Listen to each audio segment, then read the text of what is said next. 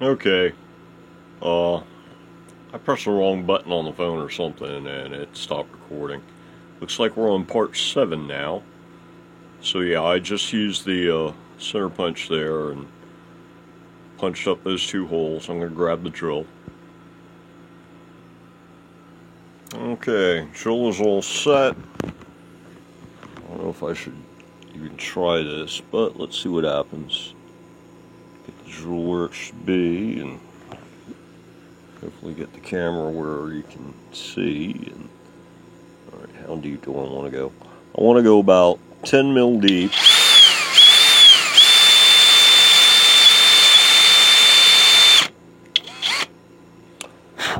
And I've got at least 15 mil, maybe 20 mil on the thickness of the neck.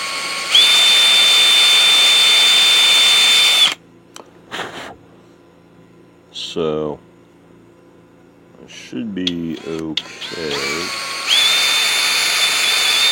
Basically, I'm only going to be drilling maybe at most 2/3 of the way through.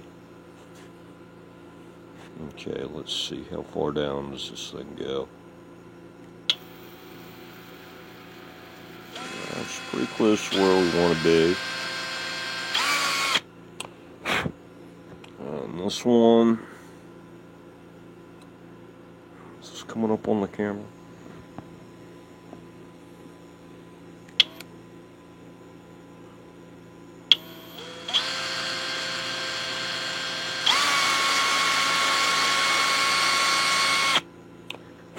Alright, let's give that a shot. So yeah, there we go. Pair of holes.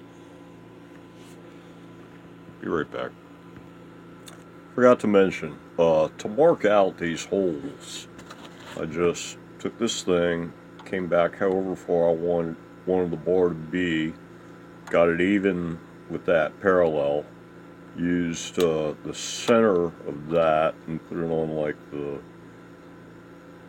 2 centimeter mark, and then the hole spacing is 28 millimeters, so you wanted to go 14 to either side, and that just showed me where to put my little ink marks.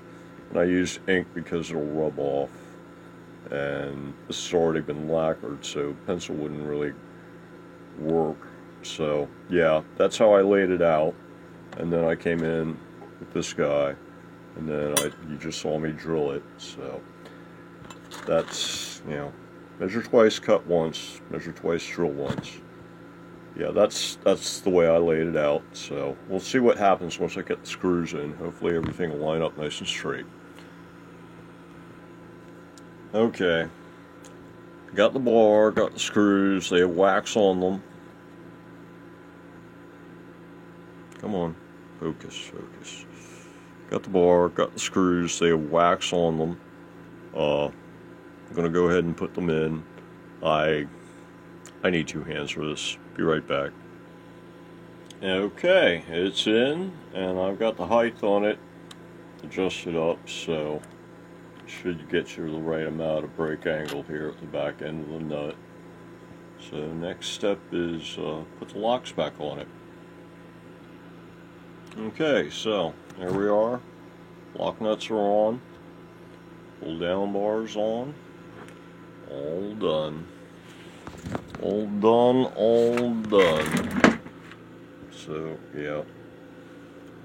That's what we're looking at.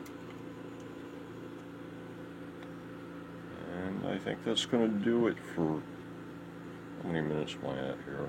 I'm at 4 minutes, so... I guess I got a little more time on this video. Next step, I guess, is going to be... Let's see. That pretty much takes care of the headstock. I gotta figure out something about this truss rod cover. Or lack of truss rod cover. Let me think about that for a second. See if I can dig something up. Okay, I found this thing, and it's already been bent to fit a fender type neck. But I'm thinking it's going to be too much silver, look too flashy. So I'm thinking just take this, hole down here and fill it with flat black. So yeah, time for the Q-tip and flat black trick again.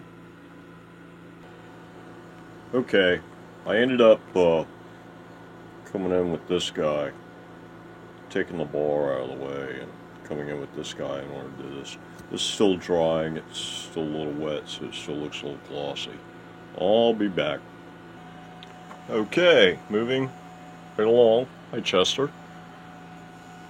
I pulled the tape off so that I should be able to pick up the pick guard now.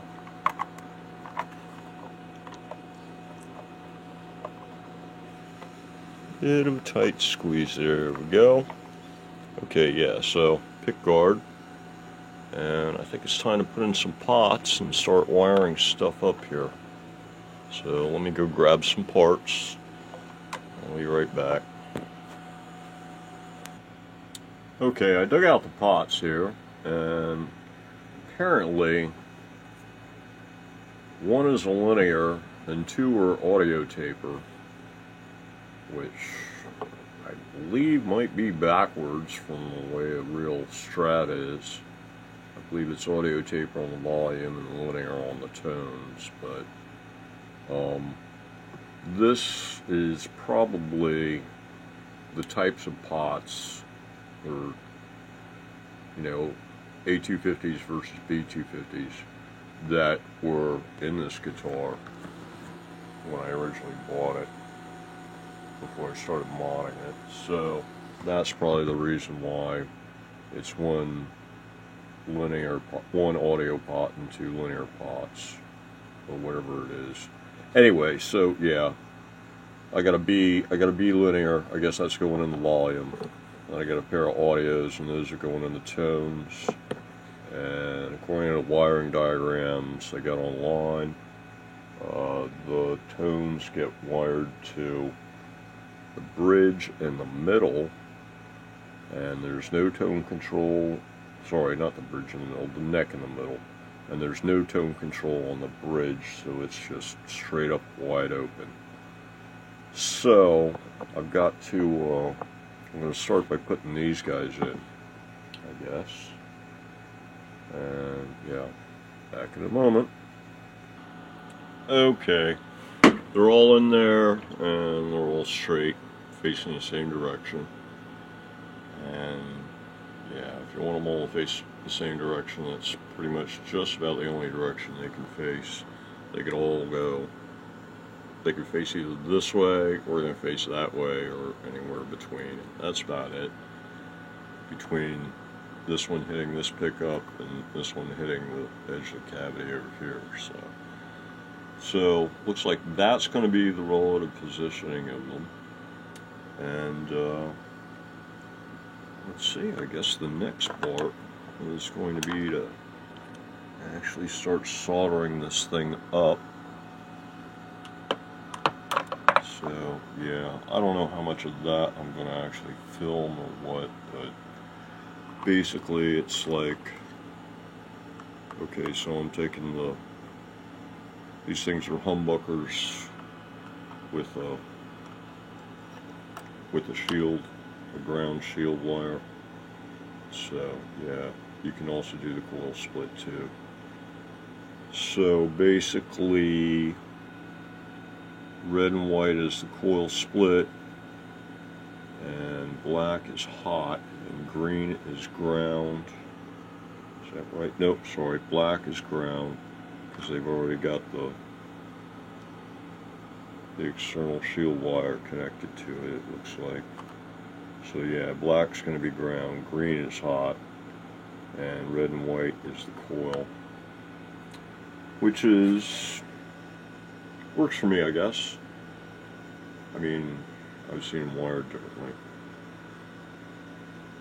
The black being ground makes too much sense for the way most pickups are not wired that way, because it makes too much sense. So anyway, yeah, okay, so yeah, I'm going to be going, like, where are we at here? This is the neck, so this guy I'll run through tone, and then into the selector, and then into the volume, and then to the jack.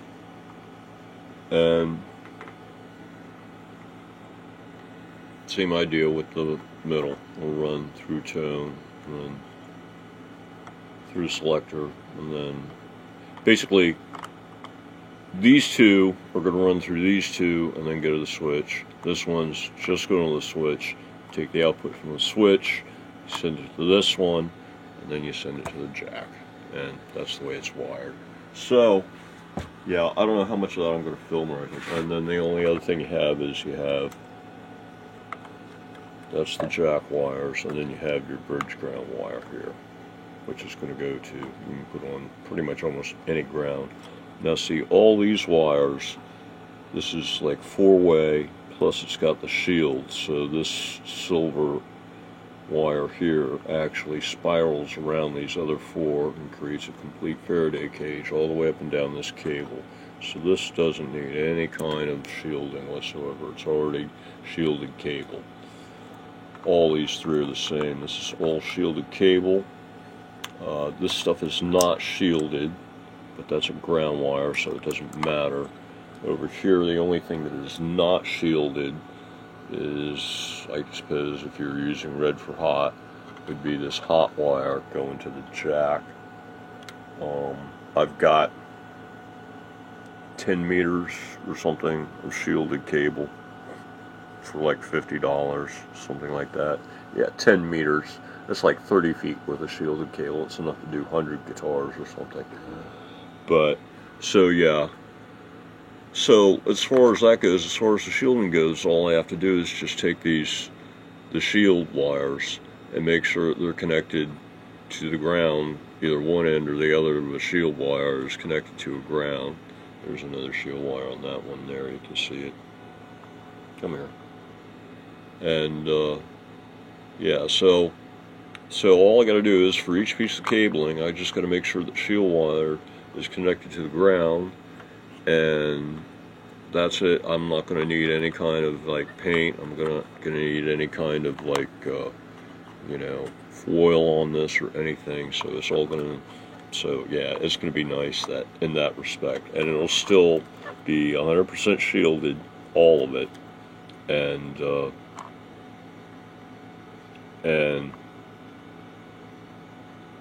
it'll all be shielded, and I mean, it's like, you know, I won't even really have to like ground these cases or anything, because you're not going to pick up a whole lot through just this. I mean, it wouldn't hurt. You slap ground on each of these, and then you're making sure that this little box and that little box and this little box, they all act as Faraday cages too. But that's getting rather obsessive compulsive. But yeah, so that's the basic wiring on this thing, and I think I'm gonna. This video is hitting 13.5 minutes, and I think I'm running out of battery, so I think I'm gonna end this video here, and then I'll check back in once I've got something going on with some wiring. Everybody, have a good one.